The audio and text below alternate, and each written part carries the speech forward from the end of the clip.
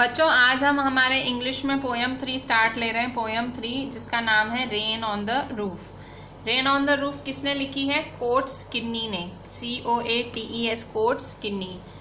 तो इसमें मतलब रेन ऑन द रूफ बारिश के बारे में है।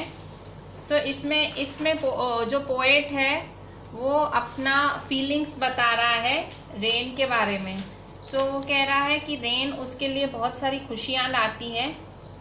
जब वो अपने सपनों में खोया होता है, उसके मन में बहुत सारी चीज़ें घूम रही होती हैं।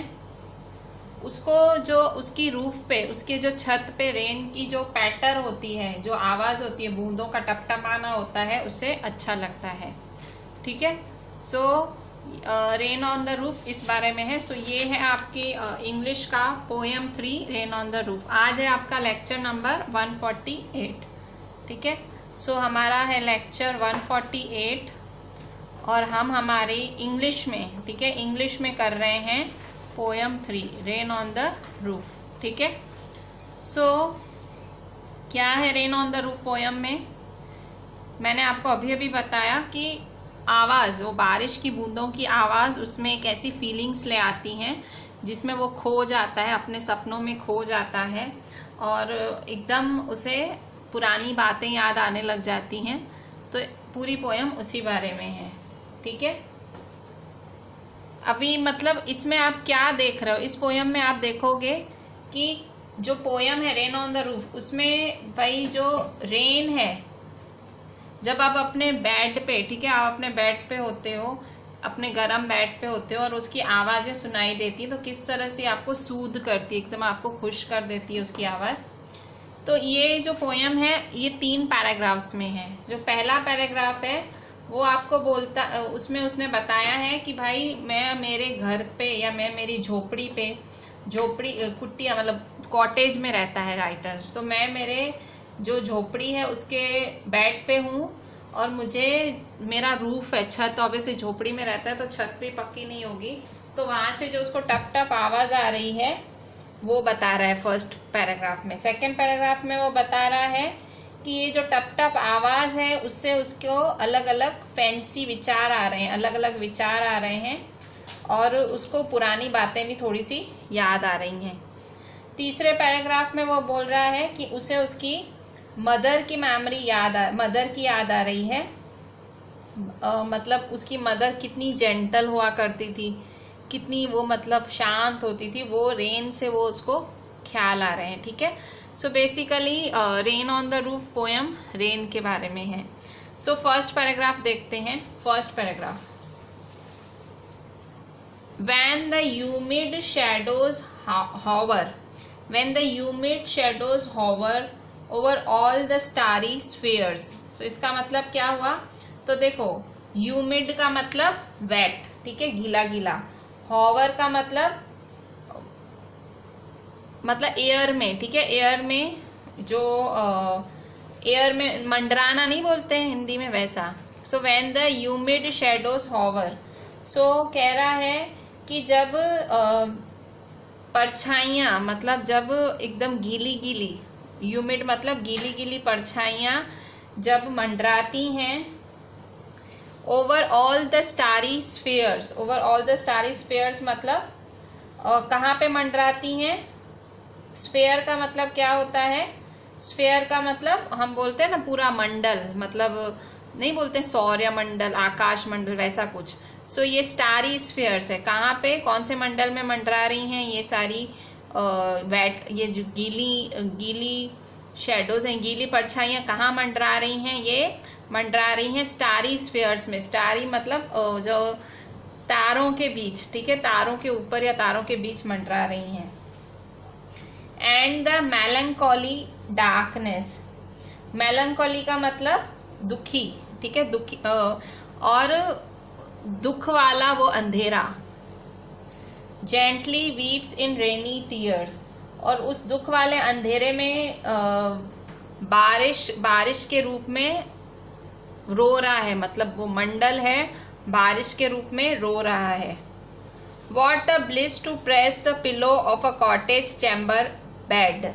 अब कह रहा है ब्लिस मतलब खुशी, प्रेस द पिलो, प्रेस मतलब दबाना, पिलो को दबाना, and lie of a cottage chamber bed, मतलब कॉटेज मतलब छोटी सी हर्ट, स्मॉल हर्ट, उसके चैम्बर का मतलब रूम। सो छोटे से जो छोटी सी हर्ट का जो बेड है उस पे वो पिल्लो रख के वो मतलब दबाए हुए है।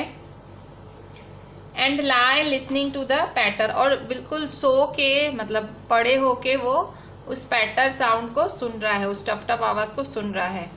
Of the soft rain overhead, उसके मतलब जो रेन है उसकी आवाज सुन रहा है, क्योंकि वो हर्ट में रह रहा है, कुटिया में रह रहा है, तो उसकी आवाज एकदम क्लियर उसको उसके बेड पे सुनाई दे रही है। पहली 4 लाइन में उसने पूरी इमेजिनेशन की है रेन की, रेन के गिरने की पहली 4 लाइन में इमेजिनेशन की है, और आगे की 4 लाइन में उसने लिखा है कि भाई मैं कुटिया में रहता हूँ और मुझे बहुत खुशी होती है ऐसे पिलो रख के सोने में, और ऐसे ये आवाज सुनने में, जो सॉफ्ट रेन की टप टप आवाज मुझे खुश। पहले 4 लाइन इमेजिनेशन है रेन गिरने की, मतलब वो क्या बोल रहा है कि जब ये गीली गीली परछाइयां जब मंडराती हैं, कहाँ से मंडराती हैं? स्काई से, ऑब्वियसली, जो इन्होंने स्फेयर वर्ड यूज किया है स्काई से। सो स्टारी स्फेयर मतलब तारों भरे आसमान से जब ये परछाइयां मंडराती हैं, ये मतलब ये रेन की बात कर रहा है।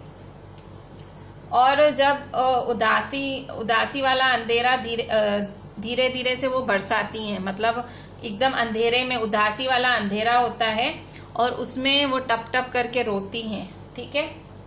तो फिर वो छोटे से कमरे में सोया हुआ है राइटर, मतलब ये जिसने कोट स्किनी, सो ये सोया हुआ है और वो अपने तकिए को दबा रहा है और वो उसकी आवाज सुन रहा है, वो जो नरम नरम बूंदों की आवाज सुन रहा है, ठीक है। तो पहली 4 लाइनें कंप्लीटली इमेजिनेशन है, ठीक है। ये ह्यूमिड शेडोज हावर मतलब ये रेन की ही बात हो रही। ओवरऑल स्टारी स्फेयर्स मतलब आकाश, स्टारी स्फेयर्स मतलब आकाश, स्फेयर मतलब आकाश और तारों भरा आकाश। एंड द मेलंकोली डार्कनेस, मेलंकोली का मतलब दुख होता है ना, मेलंकोली मतलब दुखी होना, ठीक है, सैडनेस बोल सकते हो आप। जेंटली वीप्स मतलब रोना, ठीक है, रेनी टीयर्स रो रहे हैं, मतलब आकाश रो रहा है। इन शॉर्ट अंधेरे में आकाश रो रहा है, और राइटर जब बेड पे सोया हुआ है तो अपनी तकिए को दबाए हुए है और अपने भले झोपड़ी का बेड है पर उसे सुकून मिल रहा है, उसे मजा आ रहा है वैसी आवाज सुनने में, टप टप की आवाज सुनने में। सो फर्स्ट वाला उसने कंप्लीट इमेजिन किया है, और इससे ये भी दिखा रहा है राइटर कि भाई वो गरीब होगा ना, ठीक है, कॉटेज में रह रहा है तो गरीब भी है पर वो खुश है, ठीक है, वो आवाज उसको खुश कर रही है। सेकेंड पैराग्राफ,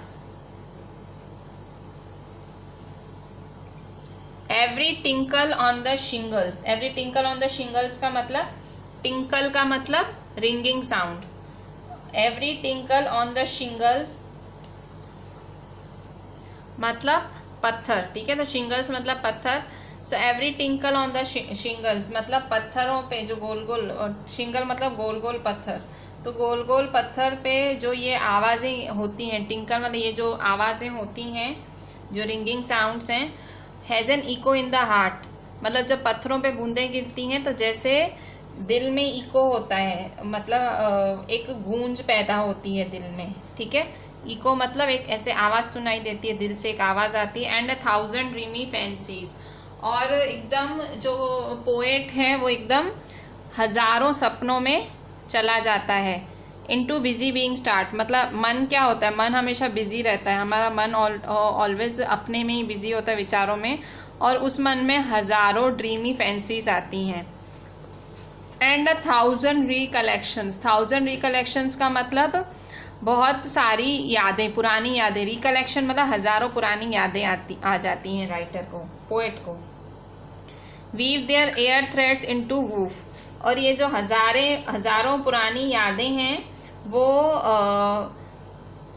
एक ताना बाना बुनने लगती हैं। वूफ मतलब एक ताना बाना बुनने लगती हैं, एक वीव करने लगती हैं, मतलब उसके सपनों को बुनने लगती हैं। ये थोड़ा सा पोएटिक टाइप है, इमेजिनेटिव टाइप है।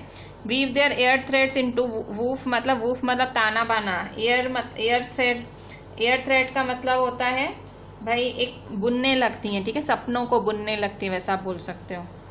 ऐसा ही लिसन टू द पैटर, जैसे ही पैटर मतलब वो टप टप की आवाज़ को मैं सुनता हूँ। Of the rain upon the roof, वो जो रूफ पे जो रेन है ना, तो वो जब मैं आवाज़ सुनता हूँ तो फिर मुझे वो मेरे जो सपने हैं वो बुनने लगते हैं, ठीक है। देखो फिर से एक बारी समझते हैं। जो गोल गोल पत्थरों पे ये जो आवाज़ आती है उसके दिल में एक गूंज पैदा करती है, और उसके हज़ारों सपने, उसके जो हज़ारों सपनों की इमेजिनेशन है उसके बिजी मन में शुरू हो जाती है, और वो हज़ारों यादें या 1000 यादें अपना ताना बाना बुनने लगती हैं उसके मन में। जैसे ही वो छत पर पानी की बूंदें गिरने की आवाज़ें सुनता है, ठीक है, मतलब पोएट जैसे ही वो सुनता है तो उसके मन में हज़ारों यादें ताना बाना बुनने लगती हैं, या तो 1000 एंड 1000 रिकलेक्शन, मतलब 1000 यादें अपना रिकलेक्शन मतलब यादें ताना बाना बुनने लगती हैं। अब थर्ड पैराग्राफ है। Now in the memory comes my mother, अब कौन याद आई, अब लास्ट में माँ, ठीक है, इंडिया वाली माँ। कोर्ट्स किन्नी है तो इंडिया वाली नहीं होगी, कोर्ट्स किन्नी तो यूएस का है, ठीक है, तो यूएस वाली माँ। तो now in memory comes my mother, अब उसकी याद में कौन आती है, मदर, लास्ट में माँ ही याद आती है। As she used in years agone, मतलब as she used in years agone का मतलब जैसे वो उसको पहले याद आती थी, मतलब अब उसकी यादों में उसकी माँ आ रही है जैसे वो उसको पहले याद आया करती थी। टू रिगार्ड, अगॉन मतलब जो चला गया टाइम, ठीक है, she use in the years agone. To regard the darling dreamers, to regard the darling dreamers का मतलब जो सपने देखता है, ठीक है। सो टू रिगार्ड मतलब उसके जैसे इतने छोटे बच्चे, मतलब डार्लिंग ड्रीमर्स मतलब उसके जैसे सपने देखने वाले बच्चे। देखो थर्ड पैराग्राफ में पोएट अपनी मदर को याद कर रहा है। Now in memory comes my mother, अब उसकी मदर उसको याद आ रही है। And she used in years agone, जैसे पहले याद आती थी। To regard the darling dreamers मतलब वो कह रहा है जैसे भाई मैं और भी बच्चे हैं उनकी तरफ से बोल रहा हूँ। Ere she left them till the dawn, ere का मतलब क्या होता है, इर का मतलब पहले, बिफोर। तो before she left them till the down, भाई उनको सुबह होने से पहले छोड़ के चली जाए, उससे पहले। Oh I feel her fond look on me, मैं वो मेरी मम्मी का जो लुक है, मतलब उसका जो प्यार भरा लुक है उसको मैं मतलब याद करता हूँ, मैं अभी भी फील करता हूँ। As I list to this refrain, जब मैं ये पोयम लिख रहा हूँ, which is played upon the shingles, जो कि इन शिंगल्स में मैं प्ले कर रहा हूँ। Which is played upon the shingles मतलब शिंगल मतलब ये जो छोटे छोटे पत्थरों पे ये टप टप हो रही है, by the patter of the rain. तो क्या बोल रहा है पोएट कि भाई अब मेरी मदर की मुझे याद आ रही है जैसे मुझे पहले आया करती थी, उन बच्चों की तरफ से। To regard the darling dreamers, उन बच्चों की तरफ से। Before she left them till the dawn, ठीक है, मतलब she left them till the dawn मतलब कि भाई वो सुबह होने से पहले उनको छोड़ के चली जाए, उससे पहले। ये actually she left them till the dawn आप रेन के बारे में भी बोल सकते हो, मदर के बारे में भी बोल सकते हो, ठीक है। ये ड्यूअल मीनिंग है इसमें कि रेन भी चली जाने वाली है बिल्कुल अर्ली मॉर्निंग से पहले, और उसकी मदर भी चली गई है, ठीक है। मतलब यहाँ दिखा रहा है मतलब she left them till the dawn मतलब वो गुजर गई हैं। Oh I feel her fond look on me, मुझे अभी भी उसकी वो प्यार भरी नजरें याद आ रही हैं। As I list to this refrain, जब मैं ये पोयम लिख रहा हूँ तब। Which is played upon the shingles, shingles का मतलब मैंने पहले भी बताया, शिंगल्स का मतलब छोटे छोटे पत्थरों पे जो आवाज, by the patter of the rain, छोटे छोटे पत्थरों पे जब रेन का पैटर होता है तो मैं ये पोयम लिख रहा हूँ तो मुझे याद आ रही है। कोट्स की नींद पोएट हैं, इससे क्या पता लगता है। देखो पहले पैराग्राफ में जब उसने कॉटेज की बात की और उसने कहा मैं एंजॉय कर रहा हूँ, तो यहाँ आप देख सकते हो चाहे गरीबी हो पर इंसान की जो खुशी होती है वो उसकी गरीबी नहीं छीन सकती। तो यहाँ वो बोल रहा है मैं खुश हो रहा हूँ आवाज सुन के। फिर दूसरे में मतलब वो अपने ख्यालों में खो गया है, वो जो आवाज सुन रहा है रेन की वो अपनी ही दुनिया में गुम हो गया है। सो यहाँ आप मतलब देख सकते हो कि भाई जो हमारी मेमोरीज हैं, ठीक है, मेमोरीज हैं वो किस तरह से और सब अच्छी अच्छी मेमोरीज वो याद कर रहा है। तीसरे में फिर वो अपनी मदर को याद कर रहा है, ठीक है। So the name of the poet is Coates Kinney, ठीक है। अब हम देखते हैं इसके कुछ क्वेश्चन आंसर्स। बच्चों अब देखो ग्लॉसरी दी हुई है पीछे, वो भी देख लेते हैं। टिंकल, टिंकल मतलब शॉर्ट लाइट रिंगिंग साउंड, हमने पढ़ा था ना पहले ही पैराग्राफ में कि रिंगिंग साउंड हो रही है। शिंगल, शिंगल मतलब rectangular wooden tiles used on roofs, roof पे जो छत होती है उस पे जो वुडन टाइल्स, ठीक है, मैंने छोटे छोटे पत्थर बोले थे या टाइल्स लिखा हुआ है, ठीक है। एक ही बात है कि भाई टाइल्स जो रूफ पे जो छत पे जो टाइल्स होती हैं उसे शिंगल कहते हैं, उस पे रेन की बूंदें गिर रही हैं। Woof, the threads woven across the loom, woof मतलब वो ताना बाना, ठीक है। इर, इर का मतलब बिफोर, ठीक है, वो मैंने बताया था। रिफ्रेन, रिफ्रेन का मतलब साउंड ऑफ द रेन, ठीक है, ये जो साउंड ऑफ द रेन का मतलब रिफ्रेन, रिफ्रेन मतलब साउंड ऑफ द रेन। और लिस्ट का मतलब है लिसन, ठीक है। तो लास्ट पैराग्राफ में देखो कुछ ऐसा ही पोएट ने बोला है, ये देखो लास्ट में पोएट कुछ ऐसे ही बोल रहा है, देखो यहाँ पे, oh I feel her fond look on me, मैं मेरी मदर का जो प्यार भरा लुक है मैं फील कर सकता हूँ जब मैं, लिस्ट मतलब लिसन, जब मैं सुन रहा हूँ इस रिफ्रेन, रिफ्रेन को मतलब ये जो रेन है इसकी आवाज़ सुन रहा हूँ तो मैं मेरी माँ का प्यार भरा लुक फील कर सकता हूँ। जो कौन सी आवाज़ सुन रहा है, शिंगल्स पे पड़ती, शिंगल्स मतलब जो उसकी छत की टाइल्स है उस पर पड़ती हुई आवाज़ सुन रहा है। By the patter of the rain, rain के गिरने से जो आवाज़ें पड़ रही हैं सो मैं उसे फील कर सकता हूँ, ठीक है। So this was about rain on the roof, ठीक है। सो फाइनली अब हम करते हैं इसके क्वेश्चन आंसर्स, ठीक है। सो फर्स्ट क्वेश्चन है पेज नंबर 42 पे, What do the following phrases mean to you? Discuss in class. ये जो छोटे छोटे phrases हैं मतलब सेंटेंस के छोटे छोटे पार्ट्स हैं उनका मतलब क्या है आपके हिसाब से क्लास में डिस्कस करो, ठीक है। सो ह्यूमिड शेडोज, तो ह्यूमिड शेडोज का मतलब क्या है कि ह्यूमिड शेडोज का मतलब these are the shadows of different things which become wet during rainy season, ठीक है। ह्यूमिड शेडोज मतलब शेडोज of different things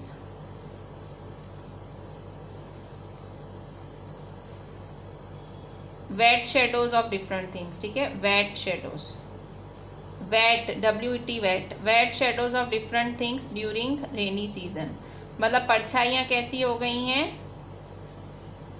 गीली हो गई हैं, किसकी वजह से, मॉनसून रेनी सीजन की वजह से। स्टारी स्फीयर, स्टारी स्फीयर का मतलब stars in the sky, starry spheres मतलब stars in the sky. Third what a bliss, bliss का मतलब हैप्पी, ठीक है, वाटर ब्लिस मतलब feeling happy.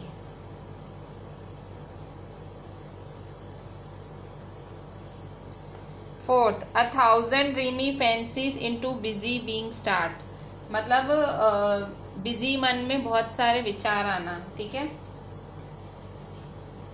So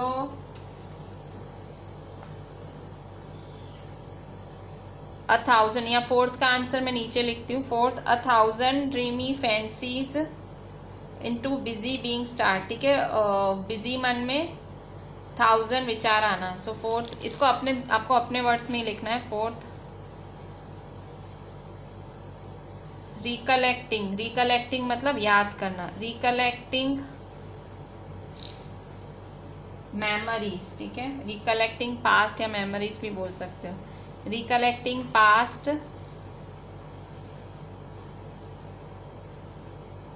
and dreams and dreaming in the rainy weather, ठीक है। रेनी सीजन में पुरानी चीजें याद करना, ठीक है, खो जाना, रेनी वेदर, ठीक है। फिफ्थ क्या बोल रहा है, 1000 recollections weave their air threads into woof, मतलब हजारों यादें ताना बाना बुन रही हैं। सो इसमें वही है, फिफ्थ वाला का आंसर भी ऐसे ही लिखेंगे। फिफ्थ का answer, fifth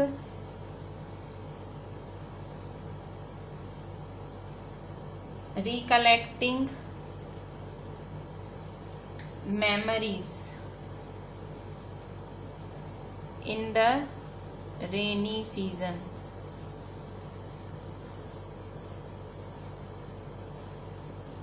they weave a web, मतलब एक ताना बाना बुनती है। they weave a web in the rainy season, मतलब एक ताना बाना बुनती हैं, ठीक है। So first, second, third, first का मतलब shadows of different things during rainy season, second का मतलब stars in the sky, third मतलब फीलिंग हैप्पी, फोर्थ का मतलब है recollecting past and dreaming in the rainy weather, और फिफ्थ का मतलब है recollecting memories in the rainy season, they weave a web in the rainy season, ठीक है। अब क्वेश्चन 2 बच्चों, अब सेकेंड नंबर देखो। What does the poet like to do when it rains, poet क्या करना चाहता है जब रेन पड़ रही हो, तो पोएट क्या करना चाह रहा है। When it rains the poet want to lie on bed in a cottage and listen to pitter patter sound of the rain, तो पोएट क्या करना चाह रहा है, जब बारिश पड़ती है तो पोएट एकदम अपने कॉटेज में, हट में सो जाना चाहता है और जो रेन की साउंड है उसे सुनना चाहता है। What is the single major memory that comes to the poet's mind? Who are the darling dreamers he refers to? Poet के माइंड में कौन सी मेमोरी आ रही है और कौन से डार्लिंग ड्रीमर्स हैं जिनके बारे में वो सोच रहा है, वो रिफर कर रहा है। तो the poet's mother is the single major memory that comes to his mind, उसकी मदर की ही याद, जो वही एक सिंगल याद उसके मन में आ रही है। Darling dreamers are those kids who remember their mothers like the poet, darling dreamers मतलब छोटे बच्चे जो अपनी माओ को याद करते हैं। नेक्स्ट है, is the poet now a child, is his mother still alive, क्या पोएट अभी भी बच्चा है। Is the poet now a child, so know the poet is not a child, वो अभी बच्चा नहीं है। Is his mother still alive, क्या उसकी माँ अभी भी जिंदा है। His mother is no more. His mother is no more. So no, the poet is not a child. His mother is no more. But her memories still haunt him. अभी भी उनकी आवाज़, उसकी जो यादें हैं अभी भी उसका पीछा नहीं छोड़ रही हैं। उसकी मदर की यादें, हॉन्ट मतलब उसको अभी भी पीछे आती हैं माँ की यादें, तो ऑब्वियसली माँ की यादें तो आएंगी पीछे पीछे। फिर सेकेंड पार्ट के क्वेश्चन है, question 1, When you were a young child, did your mother tuck you in as the poet's mother did, मतलब जब आप छोटे बच्चे थे, तो क्या आपकी मदर ने भी आपको इसी तरह से टक किया था जैसे पोएट की मम्मी करती है। टक का मतलब आप बोल सकते हो गले लगाना या लिपटना। So yes, my mother use to tuck me in when I was a child, मेरी मदर मेरे से लिपट जाती थी जब मैं बच्चा था। जब भी मैं बोलता था कि मैं कोई काम नहीं कर सकता, she embraced me and took me in her lap to get that work done, वो मुझे गले लगा देती थी ताकि वो मैं काम कर लूँ, ठीक है। सो एम्ब्रेस्ड मतलब टक मतलब गले लगा लेना बोल सकते हो। Do you like rain, what do you do when it rain steadily और heavily as described in the poem, आपको क्या रेन पसंद है, तो ऑब्वियसली यस पसंद है। What do you do when it rain steadily heavily, अगर बहुत जोर की बारिश पड़ी जैसे पोएम में पड़ रही है तो आप क्या करोगे।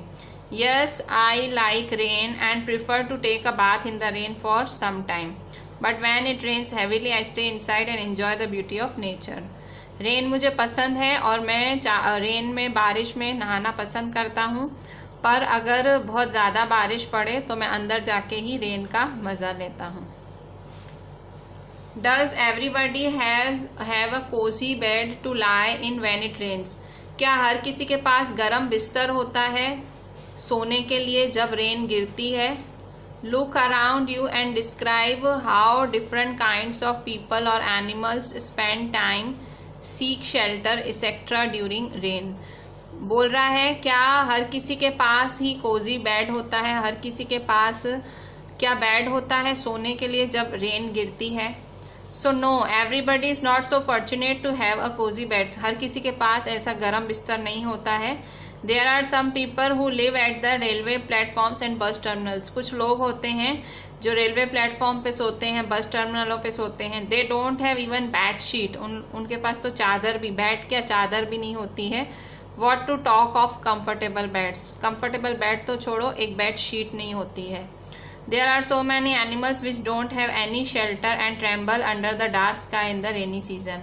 बहुत सारे ऐसे एनिमल्स भी हैं जिनके पास कोई शेल्टर नहीं होता है, कुछ नहीं होता है, और वो ठिठुरते हैं गर्म ठंडी ठंडे रेनी सीजन में। ठीक है, so this was your poem जो हमने अभी अभी कंप्लीट की, rain on the roof, poem 3। ठीक है, so write the question answers properly. आपकी नोटबुक में लिखेंगे आप लोग जो हमने डिस्कस किए, ये सारे question answers write in your notebook and send it to me on WhatsApp. चलें, थैंक यू।